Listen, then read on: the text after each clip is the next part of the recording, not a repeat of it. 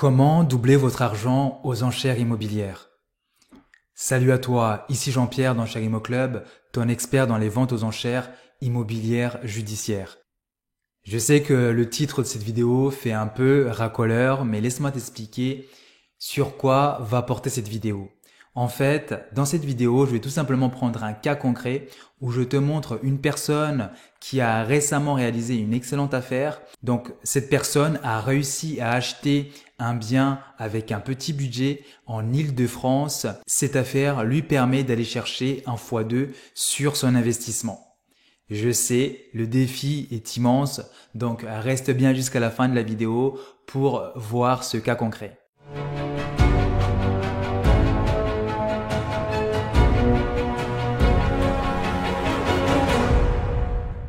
Avant de rentrer dans le vif du sujet, j'aimerais m'adresser aux personnes qui peuvent dire que je vends du rêve avec mes vidéos. Donc, je vais répondre à ces personnes en 2 points. Premièrement, si t'aimes pas mon contenu, si t'aimes pas mes vidéos, tu peux ne pas regarder et te désabonner. Deuxièmement, l'objectif de ces vidéos, ce n'est pas de dire que c'est très simple de faire d'excellentes affaires dans les ventes aux enchères. Et puis par rapport à ça, j'ai toujours été transparent à ces sujets. Si je montre quelque chose qui fonctionne, je montre également les choses qui ne vont pas. Et je montre également les risques que tu prends quand tu te lances dans les ventes aux enchères.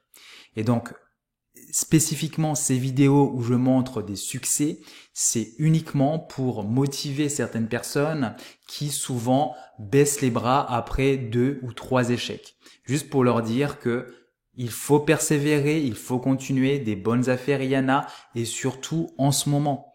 Donc ça, c'est le cas qu'on va regarder. Et pour mettre les choses en perspective sur ce cas en particulier, je n'ai pas été consulter le cahier des conditions de vente par rapport à ce bien, c'est tout simplement, ça fait partie de mon analyse que je fais systématiquement toutes les semaines des ventes qui ont eu lieu, et donc à chaque fois je regarde les résultats de ces ventes et j'essaye de voir si c'est une bonne période pour moi d'aller me positionner dans les ventes aux enchères ou pas. Donc maintenant que c'est dit, voyons ce cas concret. Donc en fait, il s'agit d'un appartement, un 23 mètres carrés qui a été vendu au tribunal de Versailles. Donc c'est une annonce qui était tout simplement disponible sur Licitor. Donc là on peut aller voir directement l'avis simplifié. Donc l'avis simplifié pour les débutants, en fait, c'est la fiche qu'on retrouve au tribunal ou à l'entrée de la maison ou de l'appartement qui va être mis aux enchères. Donc on y retrouve un peu plus d'informations que ce qu'il y a décrit dans l'annonce sur Licitor. Donc là ce qu'on voit, c'est que comme je le mentionnais, c'est un appartement de 23 mètres carrés. L'élément qui est très important dans cette annonce, c'est que les lieux sont vides de toute occupation. Donc ça, c'est un point très important. Souvent, ce que je fais, en fonction des secteurs et de l'état global de l'appartement, il y a certains biens qui sont vides d'occupation, où je ne vais pas aller me positionner parce que je sais que souvent ce type de biens vont partir largement au-dessus des prix du marché.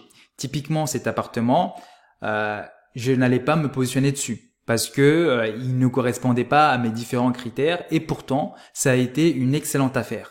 Vous allez voir par la suite.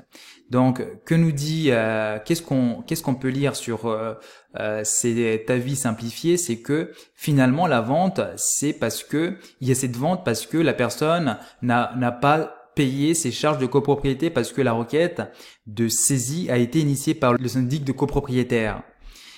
Donc ça, c'est les éléments qu'on a. Et puis là, on voit que la mise à prix est de 15 000 € avec, pour consignation pour enchérir, 3 000 € plus les frais préalables. Donc on doit être aux alentours, donc là c'est une estimation à très haut niveau, peut-être autour de 10 000 € entre les 3 000 qu'il faut mettre, entre un chèque de 3 000 et peut-être un autre chèque de 7 000 pour les frais préalables. Donc ça, c'est une information malheureusement que je n'ai pas parce que je n'ai pas participé à cette vente aux enchères. Maintenant qu'on a la mise à prix, qu'on a les caractéristiques de l'appartement, la question qu'on peut se poser, c'est à combien a été vendu cet appartement. Donc cet appartement a été adjugé à 46 000 €. Ok, c'est une très bonne information, mais est-ce que ça a été une bonne affaire? Pour faire ça, ça va être très simple. On va essayer d'évaluer à combien cet appartement peut se revendre. Dans un premier temps, on va ici regarder où se trouve cet appartement et quel est l'état global du quartier. Donc, on va aller tout simplement sur Google Maps. Et puis là, on va aller voir l'état de l'appartement. Donc on voit que l'appartement se trouve dans cet immeuble, qui est un immeuble partagé avec un hôtel. Donc c'est un appartement qui se trouve à Maison Laffitte. Donc c'est, on va dire, c'est une banlieue cossue en région parisienne, qui est parfaitement située parce que c'est tout près en fait, c'est pas très loin en fait de Paris. Donc en 20 minutes, on est par exemple à la Défense, qui est le quartier d'affaires de la région parisienne, et en 30 minutes, on est au centre de Paris. Donc c'est super bien situé. Et comme on peut le voir sur donc sur les différentes photos quand on s'est promené sur Google Maps, c'est vraiment je dirais une banlieue aisée.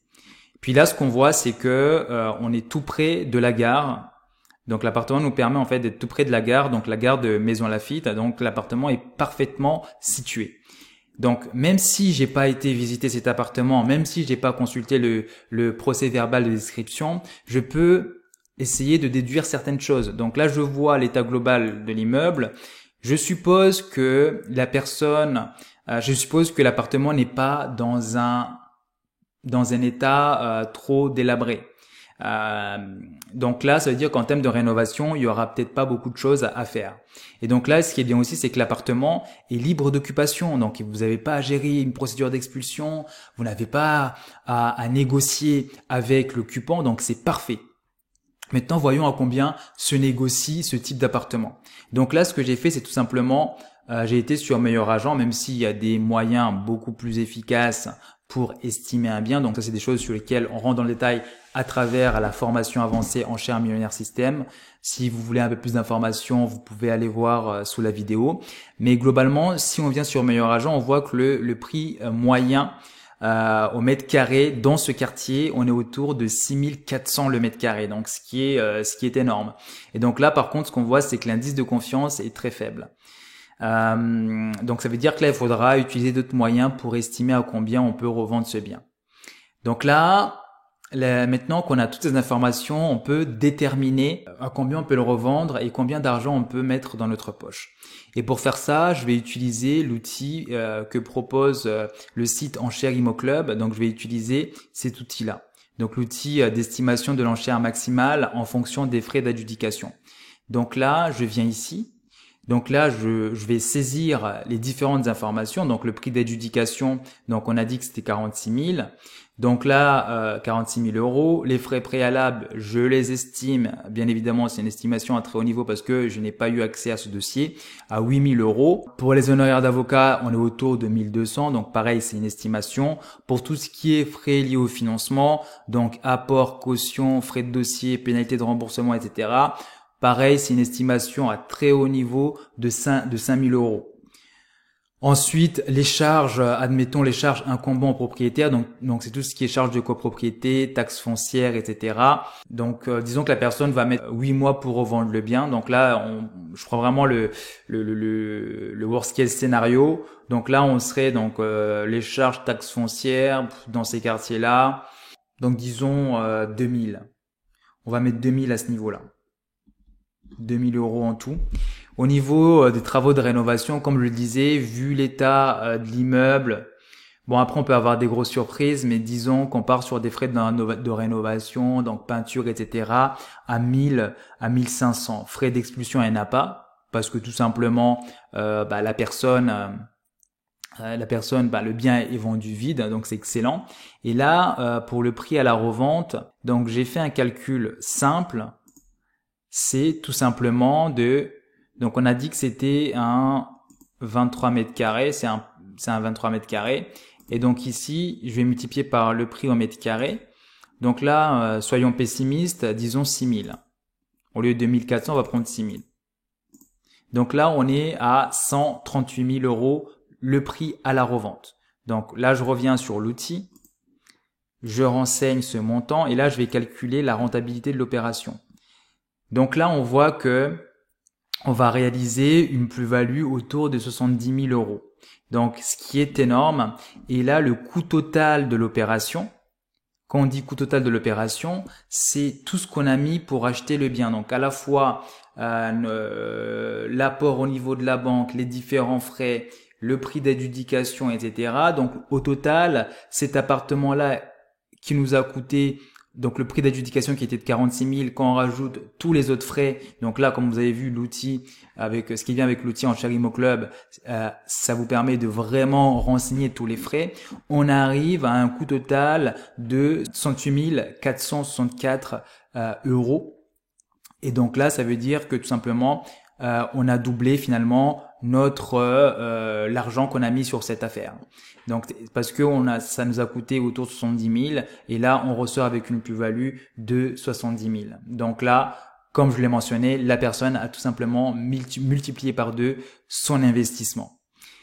Donc là, comme vous pouvez le voir, sur ces types de biens, normalement, puis pour être transparent, c'est des biens qui partent même des fois au-dessus des prix du marché parce que c'est des biens qui sont non seulement dans un quartier qui est recherché, dans un immeuble qui semble être en très bon état et en plus le bien est vide. Donc ça attire normalement beaucoup de débutants. Et donc là, ça nous montre que actuellement dans les ventes aux enchères, les débutants, les particuliers ne viennent quasiment plus parce que normalement sur ce type de biens, on devrait retrouver des particuliers, mais vu que les taux d'intérêt sont élevés, et que pour l'accès au crédit est maintenant très limité, il y a peu de concurrence. Donc ça, c'est un cas typique. Mais attention, je ne dis pas que vous allez débarquer dans les ventes aux enchères et vous allez faire ce type d'opération. Il faut être patient, comme je le disais en début de vidéo, persévérer et un cas comme ça arrivera. Vous n'allez peut-être pas faire un x2, mais si vous faites déjà un 50%, c'est une superbe affaire. Donc voilà, j'arrive à la fin de cette vidéo. Si tu as aimé la vidéo, like, partage et surtout n'oublie pas de t'abonner.